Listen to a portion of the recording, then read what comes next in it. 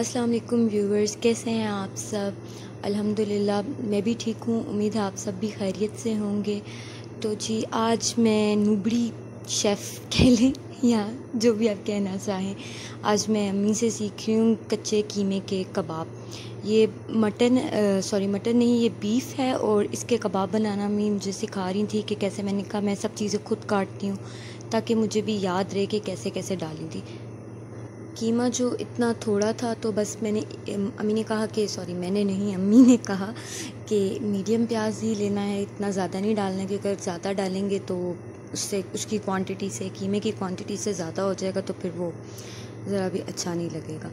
तो जी प्याज ले लिया, उसको मैंने फिर अम्मी मुझे साथ साथ बता रही थी कि इसको इस तरह से काटना है। हर चीज़ के लिए जो भी चीज़ है उसके लिए डिफरेंट तरह का प्याज कटता है, तो इसके लिए अम्मी ने मुझसे छोटा छोटा चॉप तो नहीं इतना ज़्यादा, बट उस तरह का कटवा लिया था क्योंकि बाद में ये मैश हो जाएगा।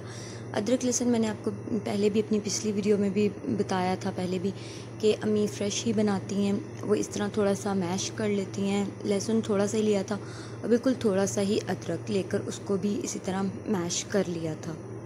और मुझे तो ये इस तरह मैश करना इतना आफत लग रही थी, पता है, बिल्कुल आफत लग रही थी, इतना मुश्किल, क्योंकि वो हाथ छिल रहा था बार बार उसके ऊपर, तो मुझे बड़ी मुश्किल लग रही थी। मैंने कहा पता नहीं कैसे ये कर लेती हैं। अम्मी कहती हैं इसी तरह करती हूँ तो इसी तरह करना पड़ेगा, तो फिर मुझे भी इसी तरह बस फिर मैश करना पड़ा।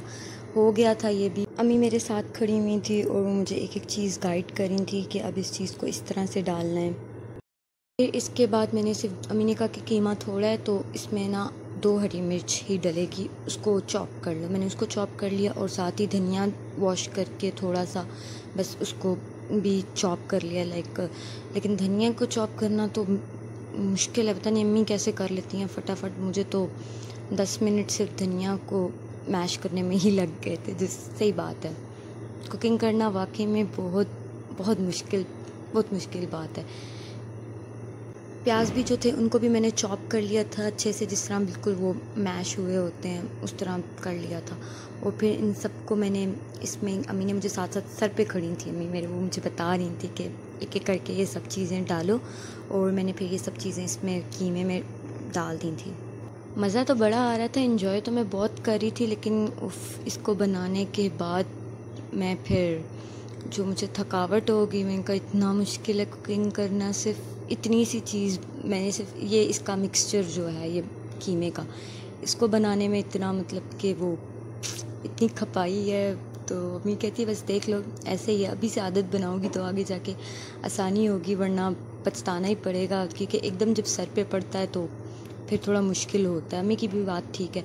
फिर साथ ही चीज़ में 1 चम्मच नमक, थोड़ा से हल्दी और बिल्कुल थोड़ी सी ये दड़ा मिर्च, और फिर इसके बाद डाला था जी थोड़ी सी ये पिसी हुई मिर्च, कुटी हुई मिर्च हम दूसरी को कहते हैं, ये पिसी हुई मिर्च थी, लाल मिर्च थी। और ये अम्मी मुझे साथ साथ बता रही थी कि वो मुझे ये मेजर करके दे रही थी और मैं उनसे पूछ रही थी कि इसी तरह, और मैं उनको बता रही थी कि मैं ये याद भी रखूँगी ताकि मुझे भूले ना। और अम्मी ने कहा थोड़ी सी काली मिर्च डालनी, मैं पूरी डालने लगी थी। अम्मी मुझे कहती थोड़ी, मैं फिर भी पूरी डालने लगी थी। अम्मी कहती नहीं अभी इतनी काफ़ी है, बाद में अगर फिर और ज़रूरत होगी तो फिर डाल देना, अगर टेस्ट के मुताबिक होगी तो। ये जी बन रहे थे फरमाइश पर, क्योंकि इस तरह की चीज़ें कम ही बनती हैं। अब्बू घर पर थे तो बस उनका दिल था और भाई का, तो उन्होंने कहा ये बना लें, तो बस उनकी फरमाइश पर बन रही थी। और साथ ही ये गरम मसाला थोड़ा सा पिसा हुआ, और साथ ही थोड़ा सा इसमें धनिया पाउडर भी डाल दिया था। ये सब चीज़ें मुझे अम्मी ने मेजर करके दी हैं, मुझे इनकी मेजरमेंट का कोई पता नहीं है, लेकिन शुक्र है मुझे इनके नाम याद रह गए, क्योंकि मैं गरम मसाला और धनिया पाउडर में कंफ्यूज हो गई थी टोटली। बस जी अब इनमें ये सब मसाले पूरे हो चुके हैं और अब इनको अच्छे से मिक्स कर लेना है।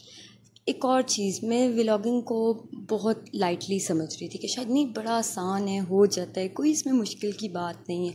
लेकिन मैंने अभी तक अपनी 2 वीडियोज़ अपलोड कर चुकी हूँ और उनके मुताबिक मुझे यही लग रहा है कि ये बहुत खपाई है, सच में बहुत खपाई है। क्योंकि पहले जाके किचन में आप चीज़ों को करें, बनाएं अच्छे से, साथ में किचन को भी मेंटेन रखना पड़ता है, क्योंकि मेरी अम्मी तो इस चीज़ के सख्त ख़िलाफ़ है कि किचन साफ़ सुथरा हो, जैसे मर्ज़ी काम करो, साथ साथ बर्तन वॉश होके रखती जाओ जो जो यूज़ कर रही हो, और बिल्कुल भी गंद नहीं होना चाहिए जी। उसके बाद सेकंड आ जाता है आपकी वीडियो एडिटिंग।